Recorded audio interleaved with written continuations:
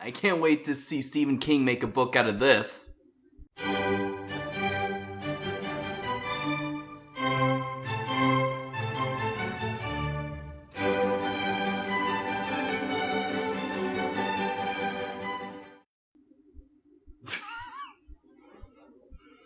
What? That was... No, just play along. Oh, come on. It has Stephen King written all over it. Okay, are they main? No. Is there a drunk alcoholic writer? No. Or we're missing half of it already. Alright, holy crap. Already on the second disc, and it's still the same day. We must be workaholics. Or we're just having a shit ton of fun! Alright, so this is Breakneck Bog, and I gotta say, I kinda like this episode for several reasons. The main one being the atmosphere. It's like... What? I see you're paying attention to something other than the camera. What, my toes? Yes, they're very lovely. Alright, it's like they took the environment that they set up in What Flies Beneath and just expanded on it because it was a very creepy environment. How do we make this more creepy, though? I don't know. How about increase the fog? Yeah, like John Carpenter hasn't done that. Alright, so the whole episode is about Hiccup trying to recover Trader Johan's ship that got taken away by, well, what he calls the fog. The fog. And it's taken to an island called Breakneck Bog, or actually which is actually part of a main island that looks like it's in the shape of a man's hand, and Breakneck Bog is a thumb, so... Breakneck thumb? Breakneck Bog.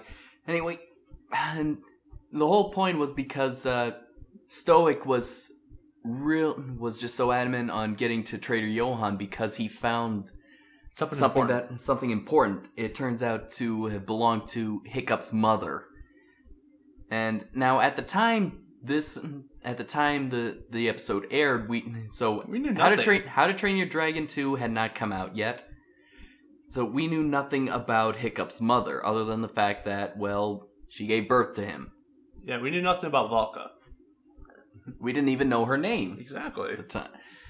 And so now Hiccup makes it this personal mission to really recover the chest with the Berk crest on it, and take it back to his father, and he tries to go at it alone, but you know the writers they're a team. Mm-hmm. They're a team, and as admirable as it is, well, I would kind of like to see Hiccup go on a solo mission one of these days. Well, Assassin's Creed it, I guess, yeah. And I just loved the atmosphere of the island. I mean, they had the sunlight reflecting through the clouds. It was foggy, and you could hardly see anything. They actually did make a creepy environment. The comedic parts were priceless. Oh God, were the comedic parts. They find a boat. Finally. It's up on a tree. Mm-hmm. So as far away from water as you could possibly get. Yes. No. I was like, suspicious. But, no, so, Hiccup, Astrid, and fish legs. Oh, fish legs. He's really desperate, isn't he? I know. He's just pathetic. He's so pathetic. How is he not the one that was made fun of in How to Train Your Dragon 1? That's quite a better question. It is. He's like, I'll give you my mother. I heard... What? Okay, so In order not to go on this quest, you offered Hiccup your mother. Look, I know this is the time of the Vikings, but come on, have some sense. Oh no, you broke him.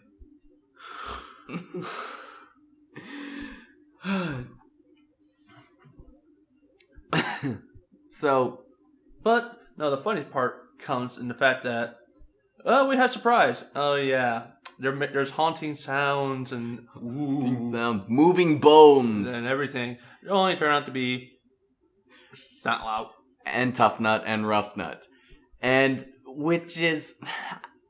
We get the best reaction from Astrid. She actually tackles Tough Nut and starts banging his head with the skeleton arm that he had. And then Rough Nut takes over. Because, well, that's who they are. That was the best. That's just gold. All right. So before they get to the island and the ship, they're told rumors of like this fog monster that kills anyone that enters Breakneck Bog, and even Fish Legs believes it. But then again, he's just I don't know what. Fish Legs. He's Fish Legs, yes. And it's only revealed that it's a new dragon species. It is sort of like the sun one. Yeah, it's kind of like they're small like the sun ones, but this is a smoky version. They're called the Smothering Smoke Breath, and thank God for Astrid, for the other guys to calling Fish Legs out. It's like, you knew those dragons existed? Well, yeah. Well, I read about them. I just didn't think they existed. Astrid goes, so you just immediately went with Fog Monster. Hey, he was genre savvy though. Yeah, he was genre savvy before the genre was even invented in that time. Exactly. So we're heading towards the weird sound. Good call. Mm-hmm. And it turns out that I thought that these dragons were attracted to anything shiny. Ooh, something shiny. And then I thought, why didn't they take Snouts Necklace? No, it turns out they're attracted to anything metal because they use that to build a nest, against bigger dragons.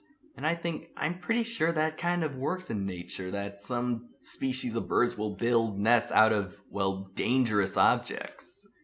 Some birds actually line their nests with cigarettes to keep away insects. Yes, I heard about that. Not that they're lit, it's just nicotine does. Yeah. Right. So no, it's metal. But then again, that still begs the question as to why did they not take Snotlout's necklace? I guess the only easiest answer is plot convenience, really. Plot convenience. Though, yeah, when you think of the fog, it's hard not to think of the horror movie. Mm-hmm. But something as cheesy as that. God, DreamWorks is really making their spin on every movie. I know. We had Jaws. We got Star Wars. We got Tremors. We got Mission Impossible. Yeah. Now we got The Fog. I wonder if they're going to do Halloween next. I don't know. Maybe in the next season. Probably. All right. But what really brings the episode together, what I liked most about the episode was the very end. As it turns out, what is in that chest, what was the gift from Hiccup's mother, was a stuffed dragon toy. And we kind of learned that as a kid, Hiccup was afraid of dragons, or as a baby, he was afraid of dragons. And again, we see